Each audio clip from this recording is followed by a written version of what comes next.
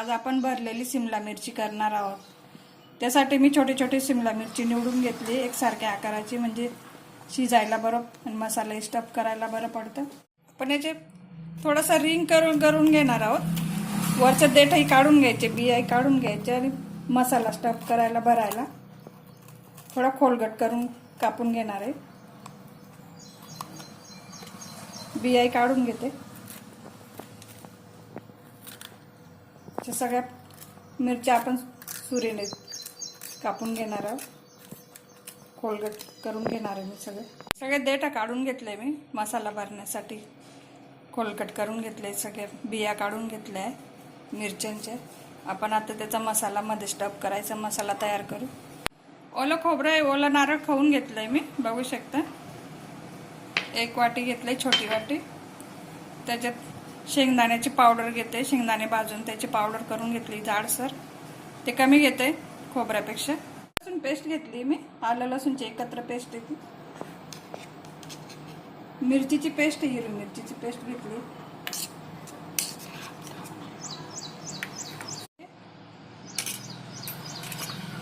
गरम मसाला घेतलाय मी, kitchen king मसाला आहे आपला घरचा, होममेड किचन किंग मसाला घेतलाय मी। गरम मसालाही घेऊ शकतो आपण। मीठ घेतलंय 1 चमचा। साखर घेते मी।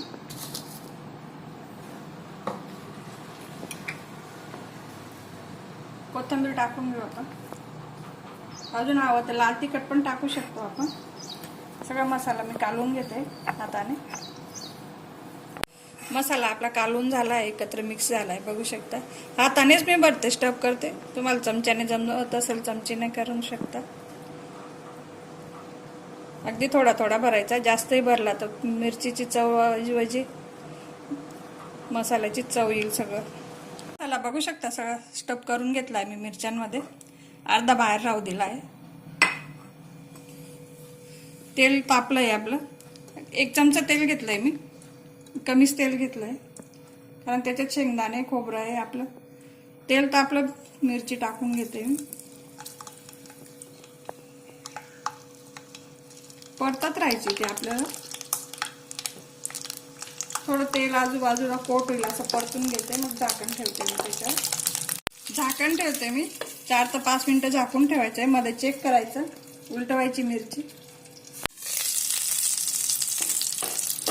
मी एकदा झाकण उघडून मिरची उलटवली होती, बघू शकता। खालच्या बाजूला अशी छान शिजून घ्यायची सगळीकडून।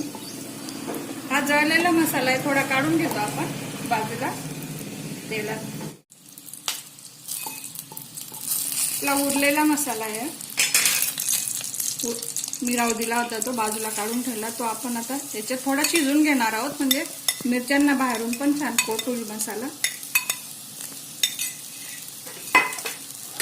परतून घ्यायचा आहे शेंगदाणा खोबरं, कच्चा वास जायचा तर कच्चीचं थोडं शिजून घ्यायचं, 1-1.5 मिनिटं परतून घ्यायचं।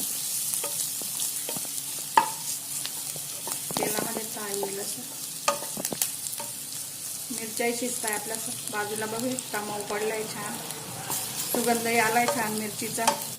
मसाला तेलात परतवला आहे मी। आपण याच्यात थोडं पाणी टाकणार आहे मी, 2 चमचे पाणी टाकणार आहे, 2 टेबलस्पून। तुम्ही असं सुकंही करू शकता, पण पाणी टाकून थोडं शिजवलं आणि छान चव पण येईल त्याला, बाहेर येईल फ्लेवर आणि मिरच्यांनाही सगळीकडून लागेल, मिरच्याही नरम होतील, मसाला कोट होईल सगळीकडून। परत झाकण ठेवणार आहे मी, 1 ते 1.5 मिनिटं झाकण ठेवून घेणार आहे।